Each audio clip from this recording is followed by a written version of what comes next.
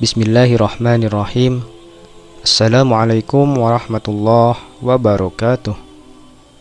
Sahabat musbi yang dirahmati Allah, azan merupakan panggilan ibadah bagi umat Islam untuk menunaikan sholat fardu. Azan dikumandangkan oleh seorang muazin dari masjid setiap memasuki 5 waktu sholat. Dan orang yang pertama kali mengumandangkan azan ialah Bilal bin Rabah. Bilal bin Rabah adalah orang yang mengumandangkan azan pertama kali di dunia. Sebagai salah satu sahabat Nabi Muhammad SAW, Bilal mendapatkan tugas sebagai muazin karena suara merdunya yang mampu membuat orang tergugah untuk segera melaksanakan sholat. Tak ada waktu yang paling menyedihkan bagi Bilal bin Rabah selain hari itu.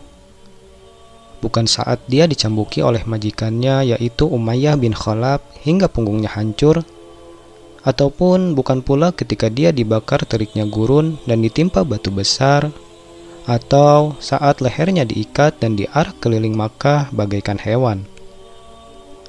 Akan tetapi yang mana hari itu tanggal 12 Rabiul Awal tahun 11 Hijriah atau bertepatan dengan tanggal 8 Juni tahun 632 Masehi, yaitu hari di mana Rasulullah Shallallahu Alaihi Wasallam wafat.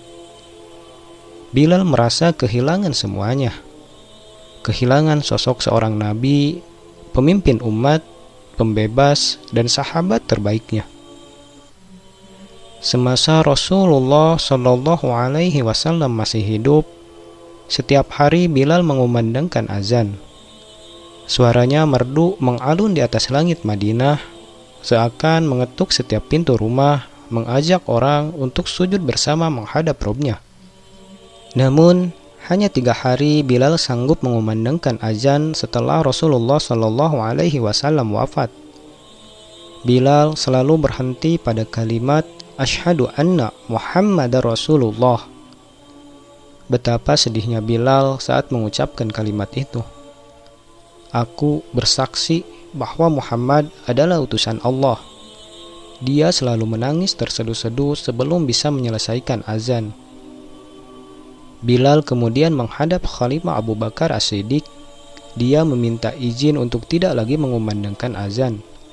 Bilal tak sanggup menjadi muazin selain untuk sholat yang diimami Rasulullah Shallallahu Alaihi Wasallam. Sejak saat itu, tak pernah lagi terdengar kumandang azan yang merdu dari Bilal bin Rabah.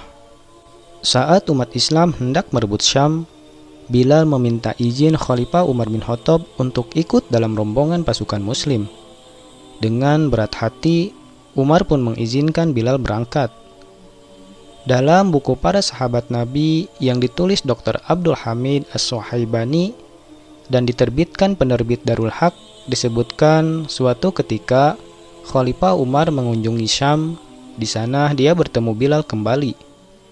Para sahabat meminta Umar membujuk Bilal agar mau mengumandangkan azan walau hanya untuk 1 kali sholat di Syam. Maka Bilal kemudian memenuhi permintaan sang khalifah. Dia naik ke atas menara dan mengalunlah azan dari muazin kesayangan Rasulullah itu di Syam. Umar bin Khattab menangis terseduh-seduh. Begitu juga para sahabat dan orang-orang muslim di sana tak kuasa menahan tangisnya mendengar suara Bilal yang begitu dirindukan. Mengingatkan mereka kembali ke zaman Rasulullah Shallallahu Alaihi Wasallam yang sangat mereka cintai. Suatu hari Bilal yang telah tinggal di Syam bermimpi bertemu Rasulullah Shallallahu Alaihi Wasallam. Kerinduannya memuncak. Dia pun segera pulang ke Madinah. Bilal menangis di makom Rasulullah Shallallahu Alaihi Wasallam. Dia kemudian mengunjungi cucu Rasulullah yaitu Hasan dan Husain. Dipeluknyalah 2 pemuda kesayangan Nabi itu dengan penuh haru. Keduanya meminta Bilal mengumandangkan azan. Kami ingin mendengar azanmu, hai muazin Nabi, sebagaimana pada masa Rasulullah Shallallahu Alaihi Wasallam. Ibnu Katsir menuliskan dalam kitabnya Al-Bidayah wa Nihayah bahwasanya Bilal mengabulkan permintaan keduanya. Dia naik ke menara dan berkumandanglah suara azan yang sangat indah. Suara khas Bilal yang dulu mampu menggetarkan Madinah. Penduduk kota tersentak kaget. Hampir semua keluar dari rumah dan berlari menuju ke masjid. Puncaknya lagi-lagi ketika sampai pada kalimat Asyhadu anna Muhammadar Rasulullah. Bilal tak sanggup melanjutkannya. Dia kembali menangis betapa rindunya dia dengan Rasulullah Shallallahu Alaihi Wasallam. Orang-orang yang tiba di masjid juga menangis. Mereka merasakan kesedihan yang begitu dalam. Hari itu Bilal kembali membuka kenangan mereka akan Rasulullah Shallallahu Alaihi Wasallam. Tahun 20 Hijriah, wabah penyakit menjakiti penduduk negeri Syam. Bilal bin Rabah, salah satu yang terkena penyakit tersebut. Wajahnya pucat dan matanya terlihat sangat cekung.